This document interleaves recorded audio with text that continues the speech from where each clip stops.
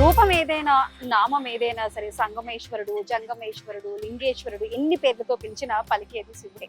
So మొత్తం కూడా శివుడి ఆజ్ఞ లేనిదే చీమైనా కుట్టదంటారు. శివుడి దర్శనం కోసం శివనామ స్మరణ చేస్తే ఎంత పుణ్యం కలుగుతుంది, శివుడిని దర్శించుకుంటే ఎంత పుణ్యం కలుగుతుందో ప్రతి ఒక్క భక్తుడికి తెలుసు. అయితే ఈ రోజు మనం ఉన్నాం ప్రత్యేక ఆలయం పుణ్యలింగేశ్వర స్వామి దివ్యక్షేత్రం దగ్గరికి వచ్చాం మనం. ఇది యాదాద్రి భువనగిరి జిల్లా చౌటుప్పల్ దగ్గర ఉన్న వలిగొండ వెళ్లే మార్గంలో కుడివైపు తిరగగానే వస్తుంది.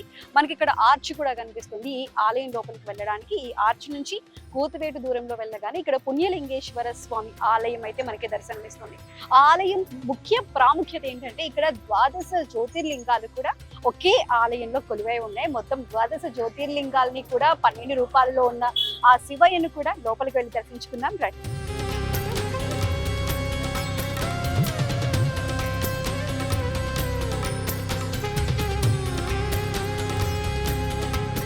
మనం ఇప్పుడు పుణ్యలింగేశ్వర స్వామి ఆలయం ఎంట్రన్స్ దగ్గరికి వచ్చాం. సాధారణంగా మనం ఏ గుడికైనా వెళ్ళాలి అనుకుంటే సర్వదర్శనానికి దారి ఉంటుంది, అదేవిధంగా ప్రత్యేక దర్శనం ఉంటుంది, శీఘ్ర దర్శనం ఉంటుంది. విఐపీలకి వివిఐపీలకి సంబంధించి సెపరేట్ లైన్స్ కూడా ఉంటాయి. కానీ ఈ ఆలయం ప్రత్యేకత మాత్రం ఎవరు వచ్చినా, విఐపీలు వచ్చినా వివిఐపీలు వచ్చినా, సాధారణ భక్తులు వచ్చినా, ఎవరు వచ్చినా సరే ఈ సర్వదర్శనం ఎంట్రీ గుండా మాత్రమే వెళ్ళాలి. ఇక్కడ ఎవరికి కూడా ప్రత్యేక దర్శనాలు లేవు. ప్రతి ఒక్కడు కూడా ఆ శివయ్య ముందు, ప్రతి ఒక్కరు కూడా అందరూ శివయ్య ముందు అందరూ భక్తులు మాత్రమే. ఎవరు ఇక్కడ ధనిక పేద తేడా అనేది లేదు. అసలు ఈ ఆలయం లోపల ఉన్న ఇంకా మరిన్ని విశిష్టతలు, మరిన్ని ప్రత్యేకతలు కూడా తెలుసుకుందాం. లోపలికి వెళ్దాం.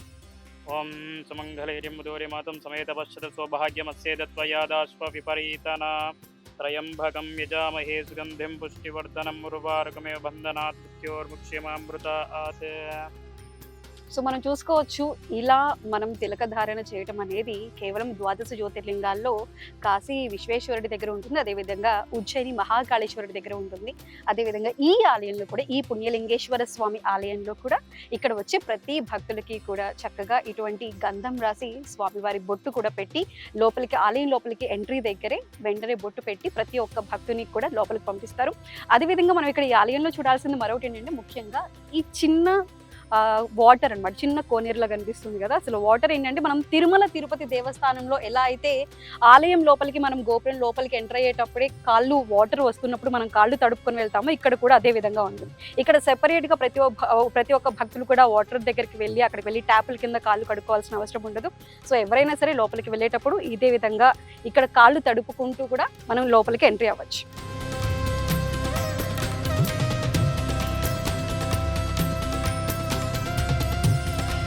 సో మనకున్న సాంప్రదాయం ప్రకారం ఆలయంలోకి లోపలికి వెళ్ళేటప్పుడు ప్రతి ఒక్కరు కూడా కాళ్ళు కడుక్కొని శుభ్రంగా వెళ్ళాలి. మనం బొట్టు పెట్టుకొని ఇక్కడ కూడా అదే విధంగా చక్కగా సాంప్రదాయబద్ధంగా కూడా లోపలికి వెళ్ళేటప్పుడు చక్కగా కాళ్ళు తడి చేసుకొని కాళ్ళు కడుక్కుంటూ కూడా మనం ఆలయం లోపలికి ఎంట్రీ అవుతున్నాం.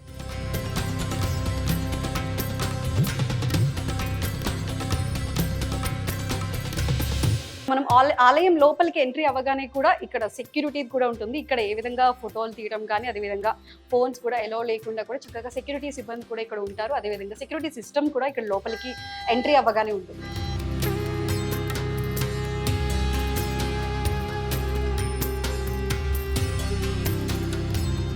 ఓం నమః శివాయ. ఇక్కడ లోపల కూడా ఓం నమః శివాయ.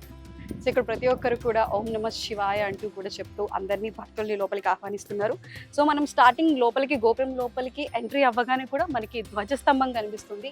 సో ఏ ఆలయంలో ఉన్నా సరే ఫస్ట్ ధ్వజస్తంభాన్ని దర్శనం చేసుకొని మనం లోపలికి వెళ్ళటం అనేది ఆనవాయితీ.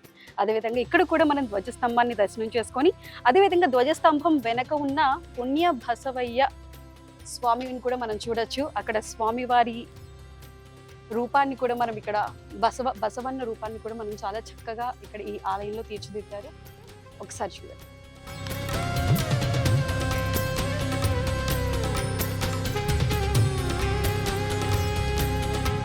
మనం ఇక్కడ పుణ్య బసవన్నని చూడొచ్చు. ఇది మొత్తం 6 అడుగుల ఎత్తులో 9 టన్నుల బరువుతో ఉంది. అదేవిధంగా ఇది కూడా ఏకశిలలో తయారు చేసిన బసవన్న రూపం.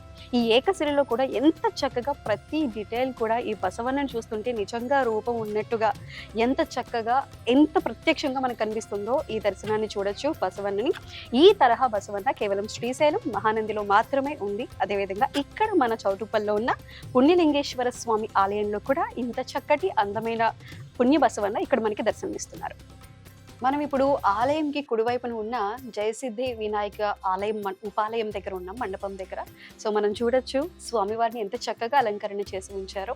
సో ప్రతి కార్యక్రమంలో ఏ కార్యక్రమం చేయాలన్నా సరే ముందుగా విఘ్నేశ్వరుడి పూజ, విఘ్నేశ్వరుడి ఆరాధన ఎంత ముఖ్యమో, అదేవిధంగా మనం ఆలయంలో సందర్శించేటప్పుడు, ఆలయ దర్శనానికి వచ్చినప్పుడు కూడా ముఖ్యంగా కూడా ప్రతి ఒక్కరూ ముందుగా గణపతి స్వామిని దర్శించుకుంటారు. ఇక్కడికి వచ్చిన ప్రతి ఒక్కరికి వచ్చిన కార్యం జయమవ్వాలంటూ కూడా ఇక్కడ జయసిద్ధి గణపతిని దర్శించుకుంటారు. ఇక్కడ ప్రత్యేకంగా మంగళవారంలో ప్రత్యేక పూజలు నిర్వహిస్తారు. అదేవిధంగా సంకష్టహర చతుర్థి పూజల్లో కూడా గరిక పూజ అనేది ఇక్కడ చాలా ప్రాధాన్యతను సంతరించుకుంది. సో ఇక్కడ జయసిద్ధి గణపతి ఉపాలయంలో ఎటువంటి కార్యక్రమాలు జరుగుతాయో ఒకసారి మనం పంతులు గారిని అడిగి మాట్లాడదాం. నమస్కారం అమ్మ. నమస్కారం అమ్మ. ఈ రోజు అంటే ఇక్కడ జయసిద్ధి గణపతి ఆలయంకి ఉన్న ప్రత్యేకత ఏంటి? ఇక్కడ ఎటువంటి కార్యక్రమాలు జరుపుతూ ఉంటారు? ఈ ఆలయ విశిష్టత ఏంటి? జయసిద్ధి గణపతి అంటేనే మనకు విఘ్నాలను తొలగించి విజయాన్ని అందించేటువంటి గణపతిగా. గణపతి స్వామి 32 అవతారాల్లో జయసిద్ధి గణపతి అన్న నామమే లేదు. అందుకు ఈ ఆలయ ప్రత్యేకత స్వామివారికి జయసిద్ధి అంటే జయాలను కలుగు చేసేటువంటి స్వామి కాబట్టి జయసిద్ధిగా నామకరణం చేసి ఆలులో ఈ యొక్క ఆలయంలో స్వామివారిని ప్రతిష్ఠించడం జరిగింది. స్వామివారికి బుధవారం రోజు ప్రీతి కాబట్టి బుధవారం నాడు ప్రత్యేక అలంకరణ ఉంది. అలాగే సంకటహర చతుర్దశి నాడు స్వామివారికి గరికతో పూజిస్తే మన కోరుకున్న కోరికలన్నీ తీర్చి, మరియు మన బాధలు ఏవైనా ఉన్నా కానీ మనం చేయాల్సిన పనులు ఏవైనా ఉన్నా కానీ వాటన్నిటిని విజయాలు అందించి స్వామివారు మన కోరికలను తీరుస్తారు. అందుకు స్వామివారి ఇక్కడ ప్రత్యేకత. మన కాశీలో డుండి గణపతి ఎలాగో ఎంత ప్రతిష్టనో, ఎంత స్వామివారు అంటే అడిగిన కోరికలు తీరుస్తాడో, అలాగే ఈ యొక్క ఆలయంలో కూడా స్వామివారు అంతే శక్తివంతమైన స్వామివారు. అడిగిన కోరికలన్నీ మనసులో కోరుకున్న వెంటనే తీర్చేటువంటి స్వామి.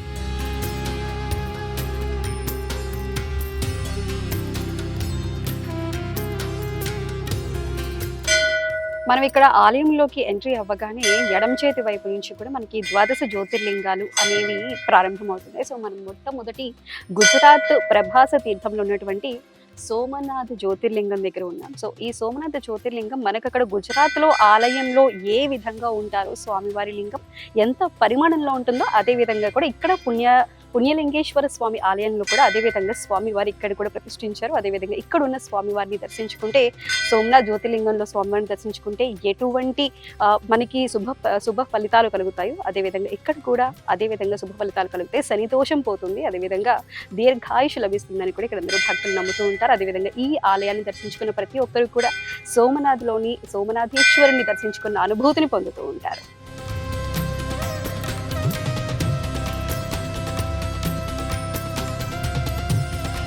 సో మనం తదుపరి ఆలయంలోకి వెళ్ళి చూద్దాం. సో మనకి 2వ 12 జ్యోతిర్లింగాల్లో పుణ్యక్షేత్రం శ్రీశైలం మల్లికార్జున స్వామి వారి క్షేత్రం. మన తెలుగు రాష్ట్రాల్లో ఏపీ తెలంగాణలో ఉన్న ఏకైక 12 జ్యోతిర్లింగాల్లో ఉన్న స్వామివారి క్షేత్రం. సో మనం స్వామివారి లింగాన్ని చూసిన వెంటనే మనకి అర్థమవుతుంది శ్రీశైలంలో మల్లికార్జున స్వామివారు ఏ విధంగా ఉంటారో అదే విధంగా ఇక్కడ ఉన్న ఆలయంలో కూడా స్వామివారు అదే చక్కటి రూపంతో భక్తుల్ని కనువిందు చేస్తున్నారు. అదేవిధంగా భక్తులకి దర్శన భాగ్యాన్ని కలిగించే విధంగా కూడా ఇక్కడ చేస్తూ ఉన్నారు. సో ఇక్కడ శ్రీశైలంలో ఉన్న మల్లికార్జున స్వామివారిని దర్శించుకుంటే ఏ విధంగా ఎటువంటి పుణ్య ఫలితాలు కలుగుతాయో, అదేవిధంగా పితృగ్రహ దోషాలు తొలగిపోవటం కానీ, అదేవిధంగా ముక్తిని లభించడం కానీ కూడా ఇక్కడ ఉన్న ఈ స్వామివారిని దర్శించుకున్నా సరే అదే చక్కటి ఫలితాలని లభిస్తాయి. సో స్వామివారిని దర్శించుకోవడానికి కూడా భక్తులందరూ తరలి వస్తున్నారు. ఇక్కడ మొత్తం 12 జ్యోతిర్లింగాలు ఉన్నాయి. 12 జ్యోతిర్లింగాల్లో ఏ జ్యోతిర్లింగానికి ఆ జ్యోతిర్లింగం ప్రాముఖ్యతను బట్టి ఇక్కడ ఉన్న ఆలయాలు అనేవి ఉన్నాయి.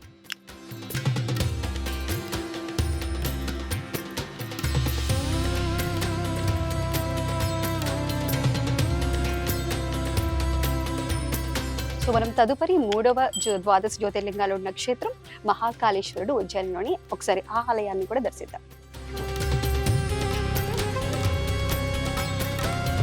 సో మనం ఇప్పుడు 3వ 12 జ్యోతిర్లింగం ఉజ్జయినిలో ఉన్న మహాకాళేశ్వర జ్యోతిర్లింగం దగ్గర మనం ఇప్పుడు ఉన్నాం. సో ఇక్కడ కూడా సేమ్ అదే విధంగా మహాకాళేశ్వరుడి ఆలయంలో ఏ విధంగా అయితే స్వామివారు ఉంటారో ఇక్కడ కూడా అదే విధంగా స్వామివారు ఉన్నారు. సేమ్ అక్కడ మనం ఉజ్జయినిలో మహాకాళేశ్వరిని దర్శించిన అనుభూతి ఇక్కడ స్వామివారిని చూసిన మనకి కలుగుతుంది. అదేవిధంగా అక్కడ ఏ విధంగా అయితే ప్రతి అమావాస్యకి భస్మాభిషేకం జరుగుతుందో ఇక్కడ కూడా అదే విధంగా కూడా భస్మాభిషేకం చేస్తారు. ఇదే ప్రత్యేకత ఇక్కడ ఆలయంలో. సో ఇక్కడ ఉన్న స్వామివారిని దర్శించుకుంటే మనకి అపమృత్యు దోషాలు తొలగిపోతే, అదేవిధంగా పాండిత్యంలో కూడా జ్ఞానం లభిస్తుంది, మనం అనుకున్న పనుల్లో విజయం కలుగుతుందని కూడా ప్రతి ఒక్కరూ నమ్ముతారు. అదేవిధంగా ఇక్కడ స్వామివారిని కూడా దర్శించుకొని ప్రతి ఒక్కరు కూడా తరిస్తున్నారు. సో మనం తదుపరి ఓంకారేశ్వర స్వామివారి జ్యోతిర్లింగాన్ని కూడా చూద్దాం. మనం ఇప్పుడు 4వ క్షేత్రం ఓంకారేశ్వర జ్యోతిర్లింగం దగ్గర ఉన్నాం. సో ఇక్కడ కూడా సేమ్ ఓంకారేశ్వరం ఏ విధంగా అయితే అక్కడ మధ్యప్రదేశ్లో ఓంకారేశ్వర జ్యోతిర్లింగం నర్మదా నది ఒడ్డున ప్రతిష్ఠితమై ఉందో, అదేవిధంగా ఇక్కడ కూడా ఓంకారేశ్వరుడు అదే రూపంలో అదే పరిమాణంలో కొలువై భక్తులకి దర్శనమిస్తున్నారు. సో ఇక్కడున్న స్వామివారిని దర్శించుకుంటే సకల పాపాలు తొలగిపోతాయని అంటూ కూడా భక్తులు నమ్ముతారు. అదేవిధంగా ఆరోగ్యం సఫలమవుతుంది, ఆరోగ్యం చక్కగా సిద్ధిస్తుంది. సో ఈ స్వామివారిని దర్శించుకుని భక్తులందరూ తరిస్తూ ఉంటారు. ఇక్కడ ఓంకారేశ్వర జ్యోతిర్లింగంలో కూడా ప్రత్యేక పూజలు అదే విధంగా జరుగుతున్నాయి.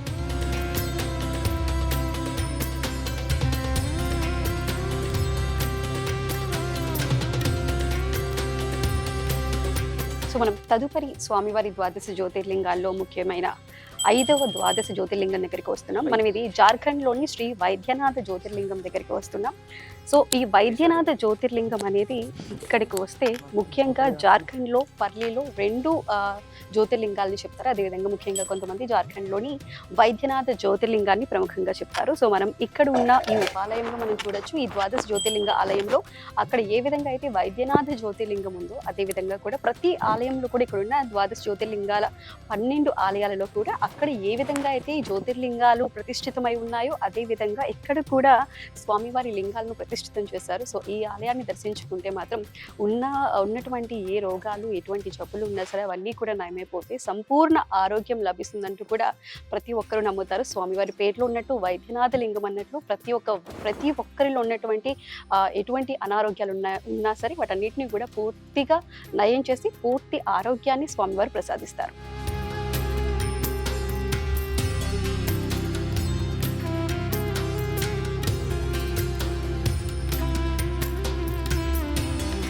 సో మనం 6వ స్వామివారి ద్వాదశ జ్యోతిర్లింగాల్లో ముఖ్యమైనటువంటి శ్రీ భీమశంకర జ్యోతిర్లింగం దగ్గర ఉన్నాం.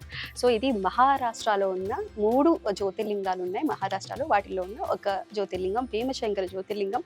సో అక్కడ మనకి ఎటువంటి ఆహ్లాదకరమైన వాతావరణంలో భీమశంకర స్వామి మనకి దర్శనమిస్తారు. ఇక్కడ కూడా ఈ ఆలయంలో అంతే చక్కటి ప్రశాంత వాతావరణంలో సేమ్ ఆ ఆలయంలో ఏ విధంగా స్వామివారు ఉంటారో మనకి ఇక్కడ కూడా ఈ ఆలయంలో కూడా స్వామివారు అదే రూపంలో భక్తులకి కనిపిస్తూ ఉంటారు. అదేవిధంగా అక్కడ ఆలయంలో ఆ స్వామివారిని దర్శించుకుంటే మనకి భయాందోళనలు తొలగిపోయి మనకి ఎంతటి చక్కటి విజయం సిద్ధిస్తుంది ఏ పనిలోనైనా సరే.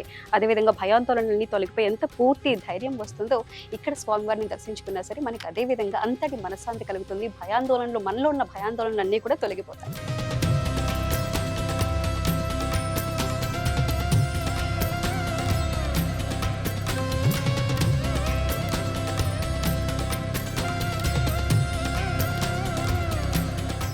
సో మనం చూసుకోవచ్చు 7వ ద్వాదశ జ్యోతిర్లింగాల్లో ముఖ్యమైనటువంటి రామేశ్వర స్వామి లింగం దగ్గర మనం ఉన్నాం. ఇది తమిళనాడు రాష్ట్రంలో ఉంది. సో ఈ విధంగా ఈ ఆలయానికి సంబంధించి తమిళనాడులో ఉన్నటువంటి రామేశ్వర జ్యోతిర్లింగానికి కూడా ఒక ప్రత్యేకత ఉంది. ఎందుకంటే అటు లంకా దహనం అయిపోయింది, అక్కడ రావణుడితో యుద్ధం చేసిన తర్వాత రాముల వారు సీతమ్మ వారు ఇద్దరూ కలిపి ఇటు తమిళనాడు రామేశ్వరం ఉన్న ఈ ఆలయం ప్రాంతంలోకి వచ్చారు. వచ్చిన తర్వాత కాశీలోని విశ్వేశ్వర స్వామి లింగాన్ని తీసుకురమ్మని హనుమంతుడికి చెప్పి పంపించిన తర్వాత హనుమంతుడు వచ్చేటప్పటికి కాస్త ఆలస్యం కావడంతో ఈలోపు సీతమ్మ వారు ఒక సైకత లింగాన్ని తయారు చేసి అక్కడ సీతారాములు వారు అక్కడ ఆ స్వామివారికి పూజలు చేశారు. అనంతరం హనుమంతుడు స్వామివారి లింగాన్ని తీసుకొచ్చిన తర్వాత ముందుగా నేను తీసుకొచ్చిన స్వామివారికి పూజలు నిర్వహించలేదంటూ కూడా కొంచెం కోపడటంతో వెంటనే రాములు వారు ముందుగా ఎవరు వచ్చినా సరే నువ్వు తీసుకొచ్చినటువంటి ఈ లింగాన్ని పూజ చేస్తారంటూ కూడా హనుమంతుడికి అభయం ఇచ్చారు. అదేవిధంగా అక్కడున్న స్వామివారిని దర్శించుకుంటే ఎటువంటి పుణ్య ఫలితాలు లభిస్తాయో అదేవిధంగా ఇక్కడున్న రామనాథ స్వామి వారిని కూడా దర్శించుకున్న అదే పుణ్య ఫలితాలు వస్తాయి. సకల పాప దోషాలు తొలగిపోతాయి, అదేవిధంగా చేసినటువంటి పాపాలు కూడా తొలగిపోతాయి, దోషాలు కూడా తొలగిపోతాయి, అన్నింటా విజయం లభిస్తుంది, సంపూర్ణ ఆయుష్ కూడా లభిస్తుంది అంటూ కూడా భక్తులు నమ్ముతారు. స్వామివారిని దర్శనం చేసుకున్నారు. సో ఇక్కడ మనం స్వామి వారిని చూడొచ్చు. రామేశ్వర స్వామి లింగంలో ఉన్నట్టుగా ఇక్కడ 2 లింగాలు కూడా కనిపిస్తున్నాయి. సో పెద్ద లింగం ఉంది, అదేవిధంగా దానిలోని చిన్న శివలింగం కూడా మనకి కనిపిస్తుంది. సేమ్ ఆలయం ఏ విధంగా ఉంటుందో, స్వామివారి జ్యోతిర్లింగం ఏ విధంగా ఉంటుందో ఇక్కడ కూడా సేమ్ యాజ్ ఇట్ ఈస్గా ఇక్కడ చౌటుప్పల్లో ఉన్నటువంటి పుణ్యలింగేశ్వర స్వామి ఆలయంలో కూడా రామనాథ స్వామి వారు అదేవిధంగా భక్తులకి దర్శనమిస్తున్నారు.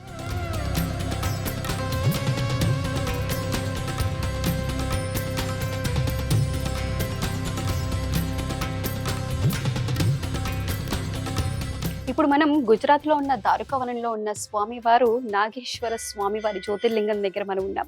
అక్కడ ఏ విధంగా అయితే గుజరాత్లో ఉన్న స్వామివారి ఆలయ నిర్మాణం ఉంటుందో అదే విధమైన గోపుర శైలితో అదే విధంగా స్వామివారు అదే పరిణామంలో చక్కగా చూడచక్కగా ఆ ఆలయంలో చూస్తే స్వామివారిని ఎటువంటి అనుభూతి కలుగుతుందో అదేవిధంగా ఇక్కడ స్వామివారు ఉన్నారు.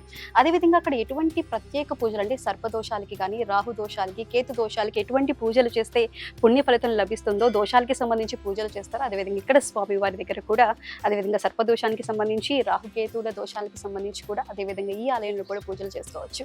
అంత దూరం వెళ్ళి పూజలు చేసుకోలేమనుకునే వారు కూడా ఇక్కడికి వచ్చి ఇక్కడ ఉన్న స్వామివారికి, నాగేశ్వర స్వామివారికి తమ పూజలను చేసుకోవచ్చు. అదేవిధంగా స్వామివారిని కనుక పూజించుకుంటే ఇటువంటి దోషాలన్నీ కూడా తొలగిపోయి చక్కటి ఆరోగ్యం, చక్కటి ఐశ్వర్యం కూడా లభిస్తుందని భక్తులందరూ నమ్ముతారు.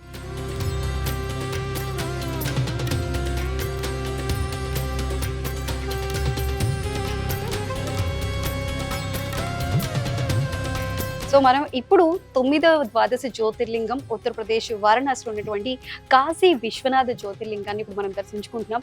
సో మనం నిజంగా చూస్తే ఇప్పుడు మనం కాశీలో ఉన్నామా అనే అనుభూతి కలిగే విధంగా అక్కడ స్వామివారు ఏ విధంగా అయితే మనకి దర్శనమిస్తారో ఇక్కడ కూడా స్వామివారు అదే విధంగా మనకి దర్శనమిస్తున్నారు. సో కాశీ విశ్వేశ్వరుని దర్శించుకుంటే కోటి లింగాలను దర్శించుకున్న అనుభూతి కలుగుతుంది. అదేవిధంగా స్వామిని దర్శించుకోవడం వల్ల మనకి ముక్తి లభిస్తుందంటూ కూడా మన చిన్నప్పటి నుంచి పెద్దలు చెబుతూ ఉంటారు. అదేవిధంగా అంత దూరం కాశీ వెళ్ళి స్వామివారిని దర్శించుకోలేని వారు కూడా ఇక్కడికి వచ్చి ఇక్కడ పుణ్యలింగేశ్వర స్వామి ఆలయంలో ఉన్నటువంటి కాశీ విశ్వనాథుని దర్శించుకొని ప్రతి ఒక్క భక్తులు కూడా తరించవచ్చు.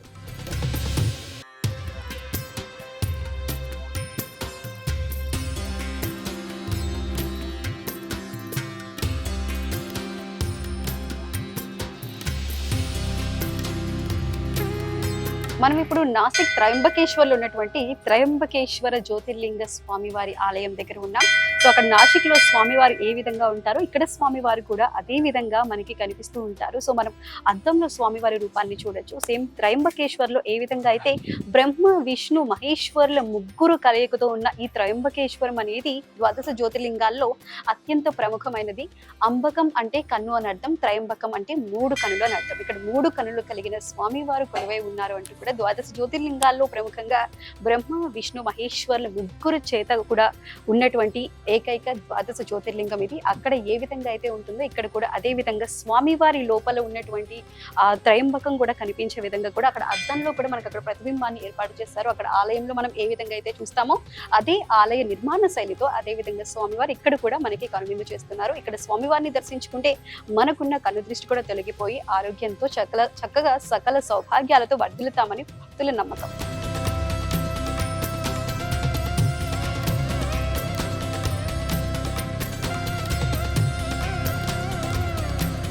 మనం ఉత్తరాఖండ్లోని రుద్రప్రయాగ్లో ఉన్న కేదారేశ్వరి జ్యోతిర్లింగం దగ్గర మనం వచ్చున్నాం ఇక్కడికి. సో మనం అక్కడ కేదారేశ్వరుడు ఏ విధంగా దర్శనమిస్తారో ఇక్కడ కూడా అదే విధంగా ఉన్నారు. కేదారేశ్వరుడు పాండవులతో పాటు వచ్చినప్పుడు ఎద్దు రూపంలో అక్కడ శివుడు దర్శనమిచ్చారని, తర్వాత ఆ ఎద్దు మూపురం రూపంలోనే అక్కడ స్వామివారు శిలగా మారారని మన పురాణాల ప్రతీతి.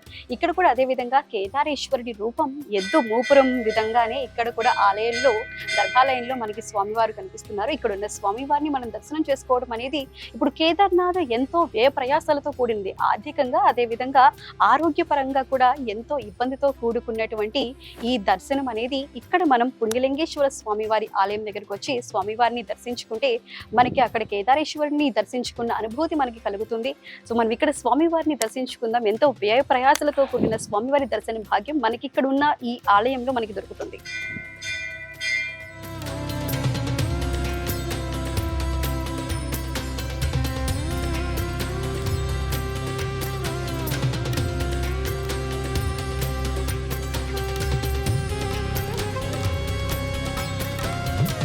మనం ఇప్పుడు ద్వాదశ జ్యోతిర్లింగాల్లో చివరిదైన మహారాష్ట్రలోని ఎల్లోరా దగ్గర ఉన్నటువంటి కృష్ణేశ్వర ఆలయం దగ్గర ఉన్నాం. సో కృష్ణమ్మ అనే భక్తురాలి భక్తికి మెచ్చిన పరమేశ్వరుడు ఇక్కడ జ్యోతిర్లింగంగా వెలిశాడని పురాణాల ప్రతీది. అదేవిధంగా అక్కడ మనకి కృష్ణేశ్వర్లో స్వామివారు ఏ విధంగా ఏ పరిమాణంలో అయితే మనకి కనువిందు చేస్తారో ఇక్కడ కూడా ఈ ఆలయంలో కూడా కృష్ణేశ్వర స్వామి అదేవిధంగా భక్తులకి దర్శనమిస్తున్నారు. ఇక్కడ స్వామివారిని దర్శించుకుంటే సకల పాపాలు తొలగిపోయి ముక్తి మార్గంకి దారి కలుగుతుందంటూ కూడా భక్తులు నమ్ముతారు. అదేవిధంగా ఆర్థిక కుటుంబ సమస్యల నుంచి కూడా మనల్ని స్వామివారు దరి దాటిస్తారంటూ కూడా నమ్ముతారు. ఈ స్వామివారు ద్వాదశ జ్యోతిర్లింగాల్లో చివరి యాత్ర అన్నమాట. ఈ స్వామివారిని దర్శించుకుంటే మొత్తం ద్వాదశ జ్యోతిర్లింగాల యాత్ర మనకి ఆర్డర్ వైజ్ గా కూడా మనకి పూర్తయిందని ప్రతి ఒక్కరు కూడా భక్తిగా స్వామివారిని దర్శించుకుంటారు. మనం కూడా దర్శనం చేసుకుందాం.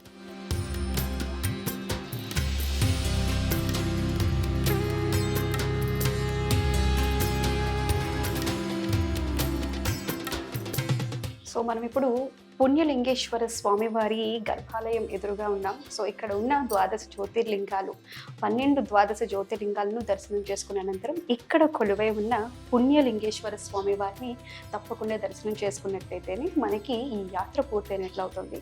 సో ఈ ఆలయంలో ఉన్న ప్రత్యేకత, మనం అక్కడ 12 ద్వాదశ జ్యోతిర్లింగాలకి తిరగడం అనేది ఖర్చుతో కూడుకున్న పని. అదేవిధంగా మనకి ఆరోగ్యం కూడా సహకరించాలి. అటువంటి అనారోగ్య ఇబ్బందులు ఉన్నా సరే, లేదు అనుకుంటే మనకు ఆర్థిక స్తోమత లేని వారైనా సరే ఇక్కడికి వచ్చి ఇక్కడ కొలువై ఉన్న పుణ్యలింగేశ్వర స్వామి వారి క్షేత్రంలో కొలువై ఉన్నటువంటి ఈ 12 ద్వాదశ జ్యోతిర్లింగాల్ని కూడా ద్వాదశ జ్యోతిర్లింగాల యాత్రను కూడా పూర్తి చేసుకోవచ్చు. సో తదుపరి ఇక్కడ ఉన్న స్వామివారిని దర్శనం చేసుకోవచ్చు. అదేవిధంగా స్వామివారి ఎదురుగా మహామండపం కూడా ఉంది. ఇక్కడ ఉన్న నందీశ్వరిని కూడా మనం చూసుకోవచ్చు. అదేవిధంగా అక్కడ పుణ్య బసవన్న ఉన్నారు బయట ధ్వజస్తంభం దగ్గర. అదేవిధంగా ఇక్కడ ఆలయంలో కూడా బసవన్న ఉన్నారు.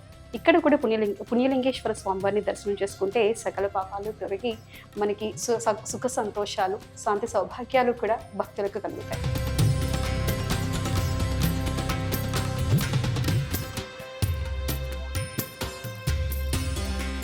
సో చూశారు కదండి, ఇది పుణ్యలింగేశ్వర స్వామి వారి ఆలయంలో ఉన్న తీర్థయాత్ర అన్నమాట. సో ఈ ఆలయ ముఖ్య ఉద్దేశం ఎక్కడికో ఉన్న అనేక రాష్ట్రాలు, అంటే మొత్తం 8 రాష్ట్రాల్లో ఉన్న ద్వాదశ జ్యోతిర్లింగాల్ని దర్శించుకోలేని ప్రతి ఒక్కరు కూడా ఇక్కడికి వచ్చి వారి కోరికను తీర్చుకొని ద్వాదశ జ్యోతిర్లింగాల యాత్ర పూర్తి చేయాలనే ఉద్దేశంతో శ్రీ శంకర్ గురూజీ గారు ఈ ఆలయాన్ని నిర్మిస్తున్నారు. అయితే ఈ ఆలయంలో ఉన్న ముఖ్య ఉద్దేశం ఏంటంటే, దీనికి అనుబంధంగా ఉన్న అమ్మా నాన్న అనాథాశ్రమానికి సంబంధించి ఇక్కడికి వచ్చి మీరు వేసే ప్రతి ఒక్క రూపాయి కూడా అక్కడ అనాథాశ్రమానికి వెళ్తుంది. అందులో ఉన్న మొత్తం 500 మంది అనాథలకి మీరు పెట్టే ఆ రూపాయి అయినా 10 రూపాయలైనా సరే అక్కడ దానికి ఉపయోగపడుతుంది. ఇక్కడ ఉన్న ఈ స్వామివారి పుణ్యలింగేశ్వర స్వామివారి అనే పేరుకి అడ్డం కూడా ఇక్కడికి వచ్చే ప్రతి భక్తులకి కూడా పుణ్యం కలిగే విధంగా దానికి కూడా సంబంధించి ఉంటుంది. సో చూసారు కదా, ఎవరైనా సరే ద్వాదశ జ్యోతిర్లింగాల యాత్రను పూర్తి చేయాలి, లేదంటే ద్వాదశ జ్యోతిర్లింగాల్ని చూడాలి, ఏవైనా మిగిలి ఉన్నవి అనుకున్నట్లయితే ఇక్కడ ఉన్న చౌటుపల్లో ఉన్నటువంటి యాదాద్రి భువనగిరి జిల్లాలో ఉన్నటువంటి ఈ పుణ్యలింగేశ్వర స్వామివారి ఆలయాన్ని తప్పకుండా దర్శించండి.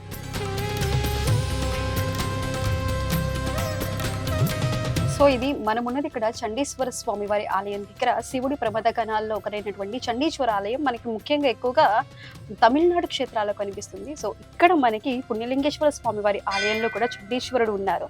సో చండీశ్వరుడు ఎప్పుడు స్వామివారి వైపు చూస్తూ స్వామివారి ధ్యానంలోనే ఎప్పుడు నిమగ్నుడై ఉంటారు. ఈ స్వామివారికి నైవేద్యంగా అక్కడ లోపల స్వామివారికి పుణ్యలింగేశ్వర స్వామివారికి ఏదైతే నైవేద్యంగా పెడతారో అదే స్వామివారికి ఇక్కడ కూడా నైవేద్యంగా పెడతారు. ఇది పెట్టేటప్పుడు ఇక్కడ స్వామివారి నిత్యం ధ్యానంలోనే ఉంటారు కాబట్టి స్వామివారిని పిలవకుండా ఇక్కడ స్వామివారికి నైవేద్యం చిటికలు వేసి స్వామివారిని పిలుస్తూ స్వామివారికి గుర్తు చేస్తే ఇక్కడ నైవేద్యాన్ని పెడుతూ ఉంటారు. ఇది తమిళనాడులో ఎక్కువగా కనిపించే ఈ ఆలయం ఇక్కడ కూడా ఉండటం ఈ ఆలయంలో మరొక విశిష్టత. సో మనం ఇక్కడ ఆలయంలో అమ్మవారి ఆలయం దగ్గర మనం ఉన్నాం. ఇక్కడ అమ్మవారు మాణిక్యాంబ అమ్మవారుగా ఇక్కడ ప్రసిద్ధి చెందారు. ఇక్కడ అమ్మవారు అష్టాదశ శక్తి దేవతగా ఉన్నారన్నమాట. ఇక్కడ మనం చూసుకోవచ్చు అమ్మవారి వాహనమైన సింహం కూడా ఎదురుగా ఉంది. అదేవిధంగా బలిపీఠం కూడా ఉంది. ఇక్కడ అమ్మవారు ప్రత్యేక పూజలు అందుకుంటున్నారు స్వామివారి సతిగా. సో ఇక్కడ ప్రత్యేకంగా కూడా అమ్మవారికి కుంకుమార్చన కూడా నిర్వహిస్తూ ఉంటారు. ఇక్కడ అమ్మవారు ఇక్కడ 12వ అష్టాదశ శక్తిపీఠం ద్రాక్షరామంలో అమ్మవారు ఏ విధంగా ఉన్నారో మాణిక్యాంబ అమ్మవారు ఇక్కడ కూడా ఈ ఆలయంలో మనకు అమ్మవారు 12వ శక్తిపీఠంలో ఉన్న అమ్మవారు మాణిక్యాంబ అమ్మవారు ఇక్కడ భక్తులకు దర్శనమిస్తున్నారు. ఇక్కడ ప్రత్యేకంగా కుంకుమార్చనలు, ప్రత్యేక పూజలు కూడా నిర్వహిస్తూ ఉంటారు. అమ్మవారు తన చల్లని చూపులతో భక్తులందరినీ కూడా తమ కరుణ కటాక్ష వీక్షణలతో అమ్మవారు చల్లని చూపులను మనందరి మీద కురిపిస్తున్నారు. ఇక్కడ మనం మాణిక్యాంబ అమ్మవారి ఆలయం దగ్గర ఉన్నాం. ఇక్కడ స్వామివారు అసలు ఈ ఆలయం ప్రత్యేకత ఏంటి, ఇక్కడ ఎటువంటి కార్యక్రమాలు జరుగుతాయి అడిగి తెలుసుకుందాం. నమస్కారం స్వామి. నమస్కారం అండి. ఇక్కడ అమ్మవారికి ఎటువంటి పూజా కార్యక్రమాలు నిర్వహిస్తున్నారు, ఏ విధంగా ఉంది? ఇప్పుడు అమ్మవారికి ఇక్కడ వచ్చిన భక్తుల చేత కుంకుమార్చన కార్యక్రమాలు జరిపించడం జరుగుతుందమ్మా. అలాగే విశేష తిథులలో అమ్మవారికి ప్రత్యేకమైన తిథి వార నక్షత్రాలలో అమ్మవారి భక్తుల చేత మహిళలందరి చేత సకల సౌభాగ్యాలు కలగాలని, అమ్మవారి అనుగ్రహ కరుణా కటాక్షాలు కలగాలని, అందరూ సుభిక్షంగా ఉండాలని, అమ్మవారి అనుగ్రహం ప్రతి ఒక్కరికి అందాలి కనుక అమ్మవారి భక్తులకు అందరికీ మహిళల చేత కుంకుమార్చన కార్యక్రమం జరిపించడం జరుగుతుంది. ఇక్కడ మాణిక్య అమ్మవారికి ప్రతిరోజు అభిషేకాలు, అర్చనలు, కుంకుమార్చన కార్యక్రమాలు జరుగుతూ ఉంటాయి. అలంకరణ కూడా అమ్మవారికి ప్రతిరోజు విశేష అలంకరణ ఉంటుంది. ఒక్కొక్క రోజు అమ్మవారు కాళీ రూపంలోను, ఒక రోజు శాంతి స్వరూపంలోను, అలాగే ప్రత్యేక అలంకరణలు కూడా ఇక్కడ అమ్మవారికి చేయడం జరుగుతుంది. సో మనం చూసాం కదా, ఈ ఆలయం పుణ్యలింగేశ్వర స్వామి వారి ఆలయం. అదేవిధంగా ఈ ఆలయం చుట్టూ ఉన్నటువంటి 12 జ్యోతిర్లింగాలు ఎంత చక్కటి అంటే ప్రతి ఒక్క భక్తుడికి, సామాన్య భక్తుడికి కూడా 12 జ్యోతిర్లింగాల యాత్ర పూర్తి చేసే విధంగా ఈ ఆలయ నిర్మాణం అనేది జరిగింది. ఈ ఆలయాన్ని నిర్మించినటువంటి శ్రీ శంకర్ గురూజీ గారు ఇప్పుడు మనతో పాటు ఉన్నారు. అసలు ఈ ఆలయ నిర్మాణం వెనుక ఉన్న చరిత్ర ఏంటి, అసలు ఏ విధంగా ఈ శంకుస్థాపనకి అడుగు ముందుకు పడింది అనే విషయాల్ని మనం శంకర్ గురూజీ గారితో మాట్లాడి తెలుసుకుందాం. నమస్కారం గురూజీ. ఓం నమః శివాయ. సో ముందుగా ఇంత చక్కటి ఆలోచన అంటే 12 జ్యోతిర్లింగాలన్నీ కూడా ఒకే ఆలయంలో ప్రతిష్ఠించాలి అనే చక్కటి ఆలోచన మీకు ఎలా వచ్చింది, అసలు ఈ ఆలయ నిర్మాణం ఎప్పుడు స్టార్ట్ చేశారండి? ముందుగా ఐనుస్ వాళ్ళకు థ్యాంక్స్ అండి. ఈరోజు అమ్మ నాన్న అనాథ ఆశ్రమం 16 సంవత్సరాల నుంచి స్థాపించడం జరిగింది. ఈరోజు పుణ్యలింగేశ్వర స్వామి క్షేత్రం కూడా నిర్మాణం జరిగింది. నేను నిర్మించేదానికన్నా భగవంతుడే నిర్మించుకున్నానని చెప్తే బాగుంటుంది. ఎందుకంటే దిక్కు లేని వారికి దేవుడే దిక్కు అంటారు. అమ్మ నాన్న అనాథ ఆశ్రమం పెట్టి 16 సంవత్సరాలు దిక్కులేని అనాథలు ఎవరైతే ఉన్నారో 100 మంది అనాథలని తీసుకొచ్చి కూడు గూడు గుడ్డ ఈ 3 కల్పించడం జరుగుతూ ఉంది. ఈరోజు 100 మంది ఉన్న ఈ ఆశ్రమాన్ని రేపున తర్వాత ఎవరు పోషిస్తారు వాళ్ళని, వాళ్ళ స్థితిగతులు ఏంటి, వాళ్ళ జీవన విధానం ఎలా ఉండాలని చెప్పి ఆలోచించిన వ్యక్తిని నేను గత 16 సంవత్సరాల నుంచి శివయ్యతోటి ప్రతిరోజు ఆయనను అడుగుతూ ఉంటాను. స్వామి, ఒక్కరు గారు, ఇద్దరు గారు, 2-3 పిల్లల కోసమే కోట్ల రూపాయలు సంపాదించి వెళ్ళిపోతున్న తల్లిదండ్రులు పిల్లల భవిష్యత్తు కోసం ఆలోచిస్తూ ఉంటారు. కానీ ఈ పిల్లల భవిష్యత్తు ఏంటి? రేపు ఎల్లకాలం నన్ను ఉంచారు ఇక్కడ, ఏదో ఒక రోజు నేను వెళ్ళిపోవాల్సింది. కానీ పోతూ పోతూ వీళ్ళని కూడా రోడ్డు మీద అనాథాలు చేసిపోతే మళ్ళీ భవిష్యత్తు బాగుండదు. నాకు ఏదో ఒకటి సమాధానం చెప్పాలని నేను శివయ్యని అడిగిన సందర్భాలు కొన్ని కోట్లలో ఉంటాయండి. నేను తపస్సు చేస్తూ ఉంటాను, శివయ్యని ప్రతిరోజు అడుగుతూ ఉంటాను, మీరు ఏదో ఒక దారి చూపించండి అనాథలకు, నాతోటి సేవ చేయించుకుంటున్నారు, అంతవరకు బాగుంది. రేపు నా తర్వాత ఏంటి అని చెప్పి అడిగినప్పుడు పుణ్యలింగేశ్వర స్వామిగా నేను వస్తూ ఉన్నాను. ఈ 12 జ్యోతిర్లింగాలు నువ్వు తిరుగు దేశమంతా, ప్రతి జ్యోతిర్లింగం తిరిగి అక్కడికి వెళ్ళి గంగాజలం తీసుకొచ్చి నాకు అభిషేకం చెయ్యి, నువ్వు తిరుగుతూ ఉండు, నీకే అర్థమవుతుంది అని చెప్పినప్పుడు నేను దేశమంతా తిరిగి అన్ని జ్యోతిర్లింగాలు తిరుగుతూ అక్కడికి వెళ్ళి గంగాజలాన్ని తీసుకొచ్చి స్వామివారికి అభిషేకం చేస్తున్నప్పుడు అక్కడ కూడా మళ్ళీ నాకు ఒక ఆలోచన, ఆ స్వామి కల్పించాడని అనుకుంటాను. నేను సోమనాథ్ వెళ్ళాను, నేను ఫస్ట్ టైము సోమనాథ్లో అద్భుతంగా ఫ్లైట్లో వెళ్ళవలసి వచ్చింది. అక్కడ కూడా నాకు ఒకటి స్వామి వెంట నడుచుకుంటూ వచ్చాడు. ఒక దాత దొరికాడు, ఒక డోనర్ వచ్చాడు, ఒక 10-15 లక్షల రూపాయలు ఇచ్చాడు. శ్రీశైలం వెళ్ళాను, అక్కడ ఒక డోనరు. అంటే నేను ఎన్ని జ్యోతిర్లింగాలు వెళ్తూ ఉంటే అన్ని జ్యోతిర్లింగాలు నా వెంట వచ్చినట్టు అనిపించాయి. ఇక్కడ వచ్చిన తర్వాత అప్పుడు అనిపించింది, దిక్కు లేని వారికి దేవుడే దిక్కు. అంటే మనం అంటూ ఉంటాం కదండి, దిక్కు లేని వారికి దేవుడే దిక్కు, అది నిజమైంది. రెండోది, పుణ్యలింగేశ్వర స్వామిగా ఇక్కడ కొలువు తీరాడు. మానవ సేవ, మాధవ సేవ మనం అంటూ ఉంటాం కానీ ఎక్కడ ప్రపంచంలో చూడము. నిజమైన మానవ సేవ జరుగుతుంది, నిజమైన మాధవ సేవ ఇక్కడ రెండు సక్సెస్ అయ్యాము. దిక్కులేని వారికి దేవుడే నిజంగా వాళ్ళ కోసం వచ్చిందని చెప్పి అనిపించింది. ఈ 12 జ్యోతిర్లింగాల విషయం ఏంటంటే, ఇదే మనం కూర్చున్న ప్లేస్లో ఆశ్రమం పెట్టి 16 సంవత్సరాలు, కానీ ఈ ప్లేస్లో 12 సంవత్సరాలు అనాథలు ఉన్నారు, కొన్ని 100 మంది అనాథలు, కరెక్ట్ 12 సంవత్సరాలు. అప్పుడు అనిపించింది 12 జ్యోతిర్లింగాలు ఈ పుణ్యస్థలిలో, అనాథలు ఉన్న ఈ పుణ్యస్థలిలో 12 జ్యోతిర్లింగాలు వచ్చాయి అంటే ఇది నిజం అనిపించింది. అంటే ఈ 3 అద్భుతం. కానీ ఈ నిర్మాణం ఎందుకు జరిపించామంటే, నేను లేకున్నా ఈ ఉండిలో వేసిన ప్రతి రూపాయి కూడా భక్తులు ఎంతోమంది వస్తూ ఉన్నారు. ఈ ఉండిలో సమర్పించిన ప్రతి రూపాయి కూడా అనాథలకు దక్కే విధంగా ఇప్పుడు పుణ్యలింగేశ్వర స్వామి క్షేత్రం అని పేరుంది. ఇప్పుడు మీరు వచ్చారు, స్వామివారిని దర్శించుకొని ఉండిలో ఒక 10 రూపాయలు వేశారు అనుకోండి, 10 రూపాయలు అనాథకి వెళ్తుంది. మీ పేరు మీద 10 మంది అన్నం తింటారు. అప్పుడు పుణ్యం వస్తుందా లేదా? అవును. పుణ్యం వస్తుంది కదండి. ఆ పుణ్యలింగేశ్వర స్వామి అని పేరు కూడా కరెక్ట్ సూట్ అయింది కదా. అంటే దిక్కులేని వారికి దేవుడి దిక్కు, మానవ సేవ, మాధవ సేవ. 12 సంవత్సరాలు ఇక్కడ ఉన్నాం కాబట్టి 12 జ్యోతిర్లింగాలు పుణ్యలింగేశ్వర స్వామి క్షేత్రానికి వచ్చి ఉండిలో 10 రూపాయలు వేసినా కానీ ఇక్కడ ఏమవుతుంది, పుణ్యం వస్తుంది. సో ఆ రకంగా ఇది నిర్మాణం చేశాము. అండర్ కన్స్ట్రక్షన్లో ఉంది. దాతలు ముందుకు వచ్చారు. ఇక్కడ కూడా ప్రజలు కూడా, భక్తులు కూడా చాలా మంది వస్తున్నారు. భక్తులకు అన్ని ఏర్పాట్లు చేస్తూ ఉన్నాము. ఇక్కడ భగవంతుడు నాకు చెప్పిన మాట నాకు వినబడుతూ ఉంటుంది. అది నమ్మినా నమ్మకుండా అది నాకు సంబంధం లేదు. కానీ ఆయన ఒకటే అన్నాడు, నా దగ్గరకు వచ్చిన భక్తుల దగ్గర నువ్వు ₹1 కూడా ఛార్జ్ చేయొద్దు, ₹1 కూడా నువ్వు తీసుకోకూడదు, టికెట్లు పెట్టకూడదు, అర్చన డబ్బులు తీసుకోకూడదు, కారు పార్కింగ్ టోకన్లు తీసుకోకూడదు. వాళ్ళు భక్తులు వస్తూ ఉంటారు, ఉండి లేచిన డబ్బులతోటే చెయ్యి. కానీ నువ్వు ప్రతి రూపాయి కూడా తీసుకున్నావంటే నన్ను అమ్ముకున్నట్టే. అంటే అర్థం ఏంటి, నన్ను ముందర పెట్టి నువ్వు బేరం చేయొద్దు, బిజినెస్ చేయొద్దు అని నాకు వచ్చినటువంటి మెసేజ్ ఆ పుణ్యలింగేశ్వర స్వామి. నేనైతే చాలా చాలా చాలా హ్యాపీగా ఉన్నాను. దిక్కులేని వారికి భగవంతుడు వచ్చాడు కాబట్టి ఆ రకంగానే నేను నిర్మాణం చేశాను. కేవలము అనాథల కోసమే నిర్మాణము. దేశంలో ఉన్న ప్రతి అనాథకు ఇక్కడి నుంచి ప్రతి రూపాయి కూడా అక్కడికి వెళ్ళాలండి. అనాథకి వెళ్ళాలి, వాళ్ళకు పునర్జన్మ రావాలి, మంచి జీవితం. మనమంటే ఎన్ని బాధలు ఉంటాయి తెలుసు కదండి. రోడ్డు మీద ఉన్న అనాథలు ఎవరినండి చూసేవాళ్ళు. అలాంటి కోసమే చేశాను. ప్రతి ఒక్కరు ఈ పుణ్యలింగేశ్వర స్వామికి రండి, భక్తులు దర్శించండి. మీరు ఉండి లేచిన 10 రూపాయలైనా అనాథలకు చెందే విధంగానే ఈ టెంపుల్ నిర్మాణం జరిగింది. ప్రపంచంలో లేదండి. ఒక గుడి నుంచి ఒక అనాథకి వెళ్ళడం చరిత్రలో లేదు. ఒక గుడి నుంచి విరాళాలు ఏ డబ్బు వచ్చినా ఉండి డబ్బులు అనాథలకు వెళ్ళడం అంటే ఆ స్వామికి వెళ్ళినట్టే, ఆ స్వామికి నిజంగా నైవేద్యం పెట్టినట్టే. అవును గురూజీ గారు, ఇక్కడ ఈ ఆలయం అంటే ఇంత ద్వాదశ జ్యోతిర్లింగాలతో ఈ ఆలయాన్ని నిర్మించడం ఎంతో ఖర్చుతో కూడుకున్న శ్రమ ఇది. మరి దానికి సంబంధించి మీకు దాతల సహకారం ఏ విధంగా వస్తుంది? ఇంకా ఆలయం కూడా ఇంకా పూర్తిగా నిర్మాణం కాలేదు, ఇంకా కొన్ని వర్క్స్ ఇంకా నడుస్తూ ఉన్నాయి. దానికి సంబంధించి మీకు దాతల సహకారం ఏ విధంగా ఉంది? ఏ విధంగా ఈ ఆలయాన్ని ఇంకా అభివృద్ధి చేయబోతున్నారు? ఏ విధంగా అంటే ఎప్పటికల్లా ఇది పూర్తి కాబోతుంది? ఇది ఇంకా ఒక 4 years పడుతుందండి. ఇప్పుడు 50% వరకు ఆలయం నిర్మాణం జరిగింది.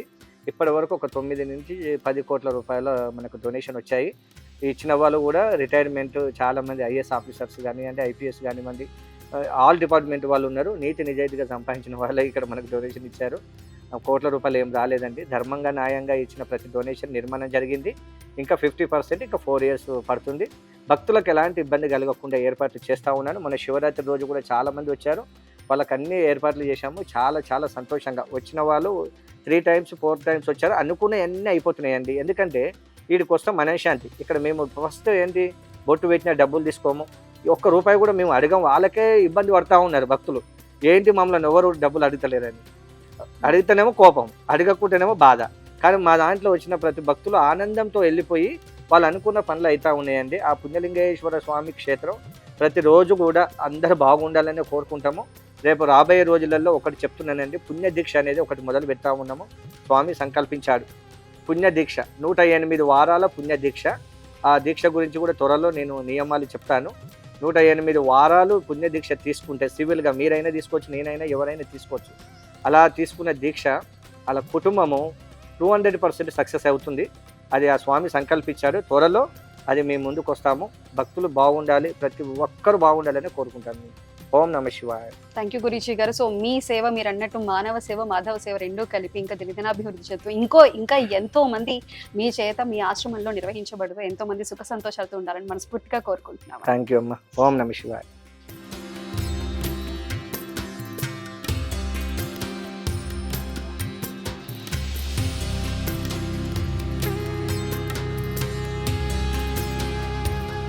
మనం ఇక్కడ పుణ్యలింగేశ్వర స్వామి వారి తూర్పు గోపురానికి అభిముఖంగా ఉన్నటువంటి కపిల గోశాల దగ్గర ఉన్నాం. మనందరికీ తెలుసు, ఆవులలో కూడా అత్యంత విశిష్టత కలిగినటువంటివి కపిల గోవులు అనమాట. ఈ కపిల గోవులు అంటే శివుడికి ఎంతో ఇష్టం, ఎంతో ప్రాముఖ్యత చెందిన ఈ కపిల గోవుల గోశాల ఇక్కడ మనకి ఆలయంలో కనిపిస్తుంది. ఇక్కడ దాదాపుగా 10 కపిల గోవులు ఉన్నాయి. 10 కపిల గోవుల్ని కూడా శంకర్ గురూజీ గారు చాలా చక్కగా నిర్వహిస్తూ ఈ గోశాలను అయితే నిర్వహణ ఉంది. చూడొచ్చు ఇక్కడ మొత్తం ఎక్కడ ఎంత నీట్ గా ఈ గోశాలను ఎంత క్లీన్ గా మెయింటైన్ చేస్తున్నారు. అసలు ఇక్కడ గోశాల నిర్వహణ ఏ విధంగా ఉంది, ఇక్కడ ఉన్నవారిని అడిగి తెలుసుకుందాం. నమస్కారం. ఇక్కడ గోశాల నిర్వహణ ఏ విధంగా ఉంటుంది? ఇక్కడ గోవుల్ని మీరు చూసుకునే విధానం ఎలా ఉంటుంది? ఇక్కడ మంచిగా మేము గోవులు చూసుకుంటాం, మంచిగా వాటి మేత వేస్తాం, నీళ్ళు తాపుతాం, అన్నీ చేసిస్తాం మేడం. సో ఇక్కడ గోవులకి సంబంధించి ప్రతి ఒక్క సంరక్షణ కూడా చాలా చక్కగా చేస్తున్నారు. అంటే దోమలకి దోమతెర కానీ ఎండలు ఉండకుండా చక్కగా చలువ పందిర్లు కానీ ప్రతి ఒక్కటి కూడా గోవులకి సంబంధించి చక్కటి సంరక్షణ అనేది ఇక్కడున్న ఈ కపిల గోశాలలో మనం చూడొచ్చు.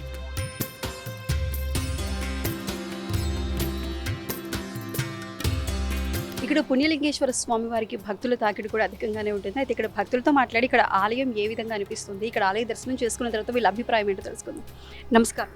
నమస్కారం అండి. సో ఇక్కడ పుణ్యలింగేశ్వర స్వామి వారి ఆలయానికి ఇప్పుడు మొదటిసారి రావటం మీరు, సరే అండి మేము రావడం ఎలా అనిపిస్తుంది మీకు స్వామివారిని చాలా దర్శించడం? బాగుంది, చాలా ప్రశాంతంగా ఉంది, పీస్ఫుల్గా ఉంది. సో ఇక్కడ ప్రతి దానికి కూడా ఇక్కడ అర్చన టికెట్ కి సంబంధించి కానీ లేదంటే టోకెన్ కానీ స్పెషల్ దర్శనంకి దేనికి కూడా ఇక్కడ ఈ అమౌంట్ ఏం తీసుకోవట్లేదు. అదేవిధంగా మొత్తం 12 ద్వాదశ జ్యోతిర్లింగాలు కూడా ఒకే ఆలయంలోని నిర్మించారు. మీకు ఎలా అనిపిస్తుంది ఒకేసారి 12 జ్యోతిర్లింగాలను దర్శించుకోవటం? చాలా సంతోషంగా ఉంది, చాలా బాగుంది. అన్నీ ఒకే దగ్గర ఉండడం చాలా ఎక్కడి నుంచి బాగుందండి. వచ్చారండి? మాది మల్లాపురం, కాకపోతే మమ్మీ వాళ్ళది పోచంపల్లి. హాలిడేస్ కదా ఇక్కడికి వచ్చాము, ఇక్కడికి తీసుకొచ్చింది మమ్మీ చూస్తారని. అమ్మా, మీరు మొదటిసారి రావటం ఇప్పుడే మొదటిసారి. ఎలా అనిపిస్తుందమ్మా మీకు మొత్తం 12 ద్వాదశ జ్యోతిర్లింగాలు స్వామివారిని అందరినీ ఒకేసారి దర్శించుకోవటం? బాగుంది, మంచిగా ఉంది. సో మనం చూసుకోవచ్చు ఇక్కడ ఆలయానికి వచ్చేవారు మొదటిసారి అయినా సరే చక్కటి ప్రశాంత వాతావరణంలో కూడా స్వామివారిని దర్శించుకోవటం అంత ఆనందంగా అనిపిస్తుందంటూ కూడా భక్తులు చెబుతున్నారు.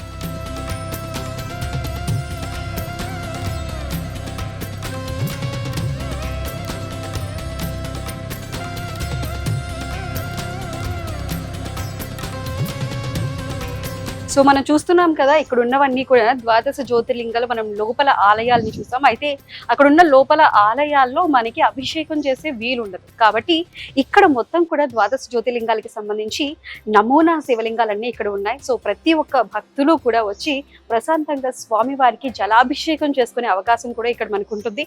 అదేవిధంగా ఒక్కొక్క ద్వాదశ జ్యోతిర్లింగానికి సంబంధించి దాని వెనక బోర్డుల మీద ఆ ఆలయ విశిష్టత ఏంటి, ఆ ఆలయానికి సంబంధించి ప్రాముఖ్యత ఏంటి, ఏ శివయ్యకి అభిషేకం చేస్తే ఎటువంటి పుణ్య ఫలితాలు లభిస్తాయి అనే విషయాలు కూడా ఉన్నాయి.